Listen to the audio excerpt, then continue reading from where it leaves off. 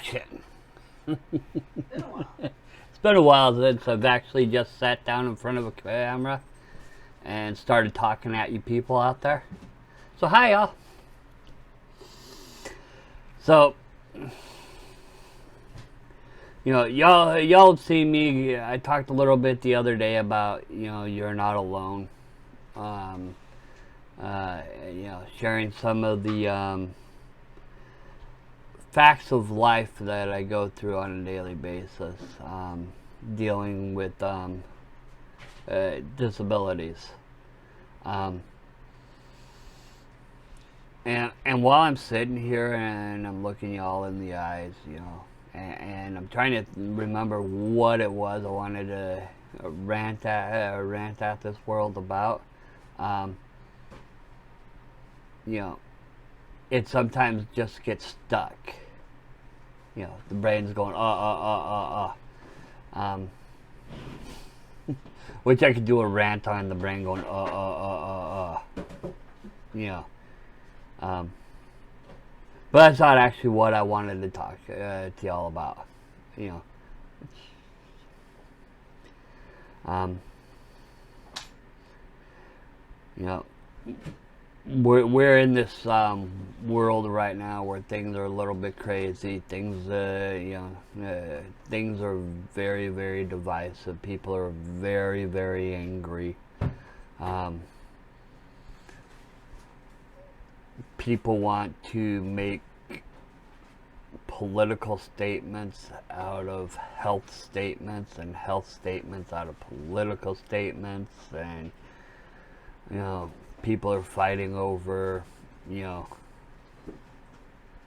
what is going on with our future as our nation, as far as our nation is concerned. When just a few short years ago, most people were just concerned about keeping a roof over their head, keeping a job, going to work each and every day, putting money aside into their 401ks, building for some kind of future that we don't know what it's going to look like or where it's going to be. And I remember those days because I lived those exact same days that you guys live. And because of COVID and because of my comorbidities and because of my illnesses, I don't get out and go shopping very much anymore. Okay. And after my time in the military, and after my time working for the Department of Defense, and after all those years of being overseas, here I am, on the tail end of a work life where, I'm not doing anything that I used to do. Doing the best that I can with what I got. But because of, like I said, because of those comorbidities, and because of the the different variety of illnesses, the heart surgery, all of the stuff I have going on, I've got to avoid COVID like the plague, because if it gets in my lungs, it'll kill me. It's fact of life. So I avoid it the best that I can. That being said, still have to live, guys. So I occasionally go out to the store when I have to. I go out to my doctor's appointments. I go out in the world. And I try to mitigate my risk as much as I possibly can. So I'm not putting myself at a higher risk when I do go out and I do intermingle with my fellow citizens, okay? Um,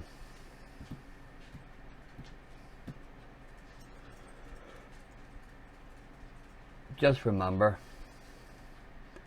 you don't know that guy standing next to you in line. You don't know where he's been, what he's got going on. You don't know if he's having a good day or a bad day.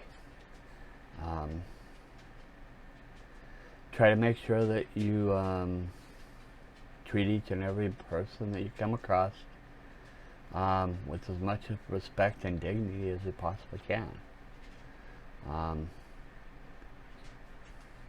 Trust me, I'm a jerk off. I'll call hypocrites out day and night. If you're a hypocrite, I will call you out on it, okay? But you're still a human being. End of the day, I'm still going to try to support you the best I possibly can. I want none of you to get sick, okay? I had someone close to me already died from this thing. You know, I have somebody close that's suffering with it right now. Okay. I don't wish it on anybody else. I don't want it myself. We're on the home stretch. There are about to be a release of vaccines for this. Okay.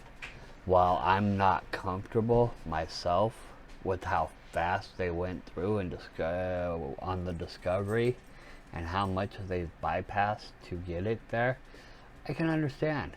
It's called an emergency. You know, they rushed it. It's an emergency. They haven't done enough studies, in my personal opinion, on what the side effects can be. You know, but I don't think that they're worse than the actual disease. So, because if they were worse, I don't think that it would be released. I think that the data would show enough right now that if it was serious issues with the drugs, they wouldn't release it. Okay. Just my own personal feeling on it, and from what I've listened. That being said, many years ago I was the guinea pig for the anthrax vaccination, so I do know what it's like to be on the receiving end of an untested vaccine.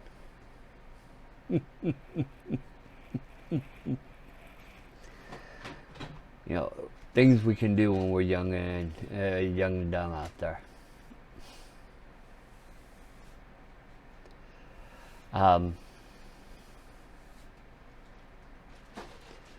Just like I said, you know, I don't know if you, I don't know what you guys all feel about wearing a mask. Okay, wear a mask for my sake. Wear a mask for my wife's sake, please.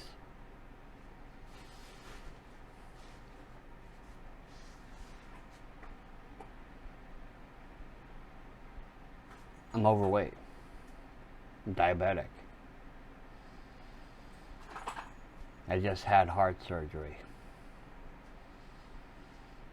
Never smoked a day in my life, but I suffer from COPD.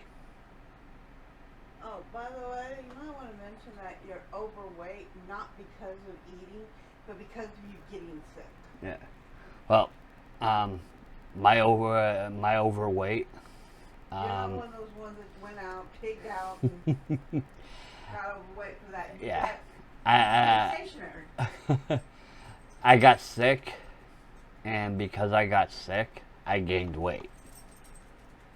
Because being stationary. I was stationary. I lost the ability to hold myself up and walk upright. But we'll get into I all got that.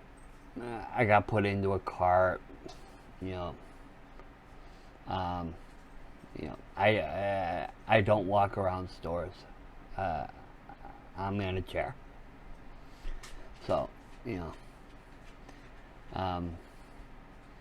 I have limited mobility, and I've had to readjust my eating habits in order to try to maintain my weight after exploding inside of the first year when all of these illnesses exploded upon me. I didn't have diabetes until almost 2 years into this. Okay.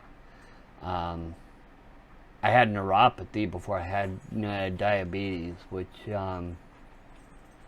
most people suffer from neuropathy because of diabetes. But we'll get all into that, and you're not alone.